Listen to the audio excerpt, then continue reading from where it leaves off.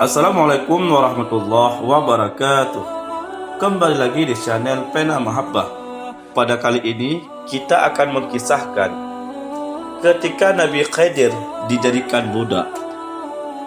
Suatu ketika Nabi Khidir alaihissalam berjalan di pasar dan bertemu dengan seorang budak mukatab.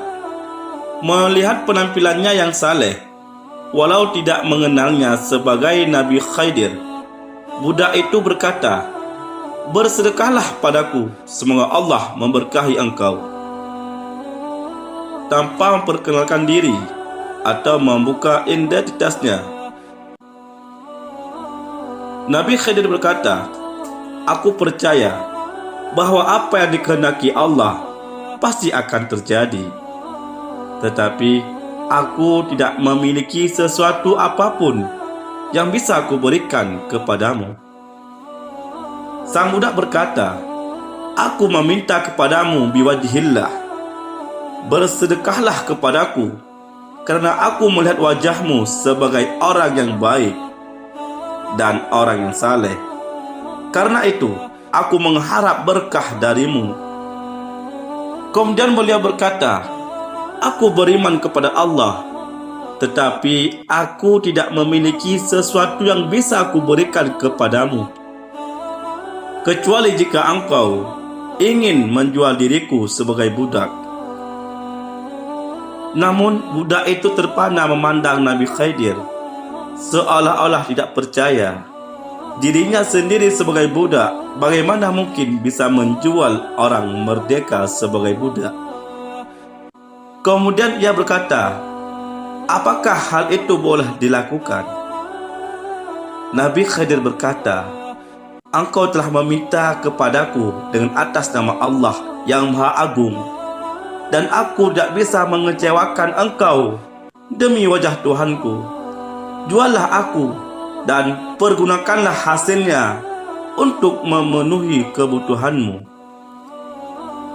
Budak tersebut adalah budak mukatab, atau disebut juga budak kitabah, yakni yang dijanjikan oleh tuannya untuk dimerdekakan jika bisa membayar harganya, walau dengan berangsur.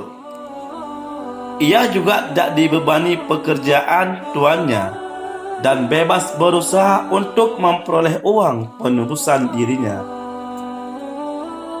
Mendengar penuturan Nabi Khidir tersebut, sang budak sangat gembira. Ia segera membawakan beliau ke tempat penjualan budak, dan terjuallah seharga 400 dirham, cukup untuk membayar pembebasan dirinya. Tinggallah Nabi Khidir bersama tuannya yang membelinya.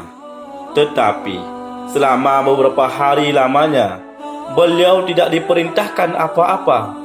Tampaknya orang membeli beliau itu orang yang baik. Ia tidak tega membebani beliau dengan pekerjaan, karena beliau kelihatan sangat lemah dan berusia sangat tua. Nabi Khidir merasa tidak enak karena orang itu telah membayar mahal, tetapi tidak memperoleh manfaat apa-apa dari dirinya. Suatu ketika, tuannya itu akan pergi untuk suatu keperluan. Beliau berkata, "Anda telah membeli diriku sebagai budak, maka perintahkanlah pada diriku untuk mengerjakan sesuatu." Orang itu yang juga tidak mengetahui kalau budak yang dibelinya adalah Nabi Khidir, "Aku khawatir akan memberatkan dirimu. Engkau tampak telah sangat tua dan lemah." Beliau berkata, "Tidak ada sesuatu yang memberatkan diriku." "Baiklah, kalau engkau memaksa," kata orang itu, "pindahkanlah batu-batu di halaman ini ke belakang." Di halaman rumah orang itu memang banyak berserak batu-batuan yang cukup besar, yang membutuhkan beberapa hari untuk dipindahkan ke belakang rumahnya. Jika dipindahkan dalam suatu hari, membutuhkan setidaknya 6 orang yang cukup kuat dan kekar. Belum setengah hari, orang itu telah kembali ke rumah dan batu-batu itu telah dipindahkan semuanya ke belakang. Orang itu berkata kepada Nabi Khidir, "Baik sekali pekerjaanmu. Sungguh engkau mempunyai kekuatan yang tidak kusangka-sangka." Suatu ketika, orang itu memanggil Nabi Khidir dan berkata, "Aku akan pergi beberapa hari lamanya. Jagalah keluargaku dengan baik." Beliau berkata, "Baiklah, tetapi perintahkanlah pula aku mengerjakan sesuatu." Orang itu berkata, "Aku khawatir akan memberatkan dirimu." Beliau berkata lagi, "Tidak ada sesuatu yang akan memberatkan diriku." Orang itu terdiam sejenak. Ia sungguh tidak tega memberi beban pekerjaan kepada orang-orang yang telah tampak sangat tua tersebut.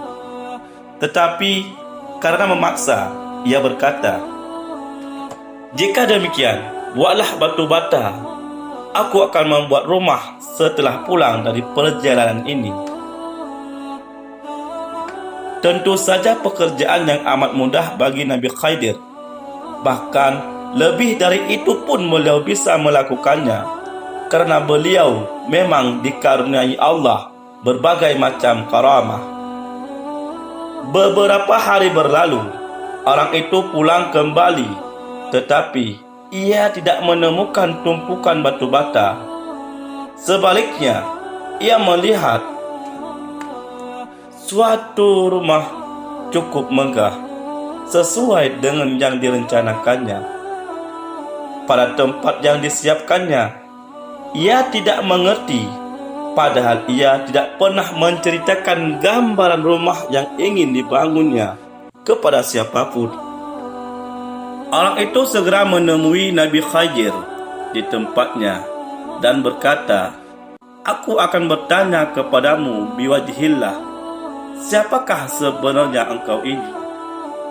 Nabi Khidir berkata, "Engkau telah bertanya kepadaku dengan kata biwajhillah, dan kata biwajhillah itulah yang menjadikan aku sebagai budak. Aku sesungguhnya Khidir, yang namanya telah sering engkau dengar." Kemudian Nabi Khidir menceritakan peristiwa yang beliau alami sehingga menjadi seorang budak. Dan beliau menutup ceritanya dengan berkata, "Barang siapa yang diminta dengan perkataan biwajhillah, lalu menolak permintaan orang itu, padahal ia mampu memberikannya, maka pada hari kiamat ia akan datang dengan jasad tanpa daging, dan nafasnya akan terengah-engah tanpa henti." Perasaan orang itu bercampur baur antara senang, takut, haru, dan khawatir, dan berbagai perasaan lainnya. Siapakah orang saleh di masa itu yang tidak ingin bertemu dengan Nabi Khidir? Siapapun pasti menginginkannya, dan tanpa menyadarinya, ia telah tinggal bersama beliau selama berhari-hari. Ia berkata, "Aku beriman kepada Allah, dan aku telah menyusahkan dirimu, wahai Nabi Allah.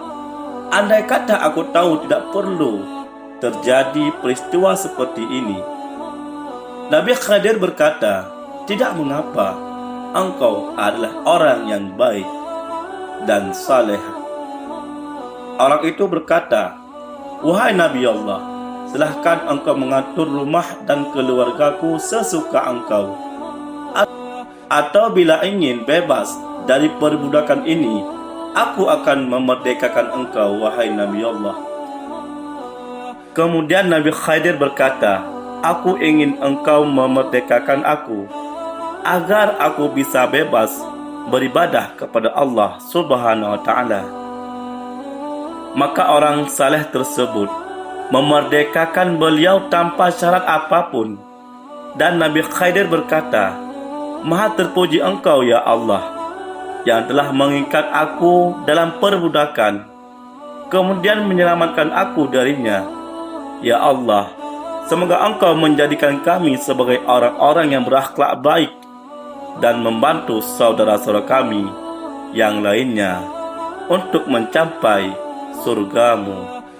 Wallahu a'lam bishawab. Wassalamualaikum warahmatullahi wabarakatuh.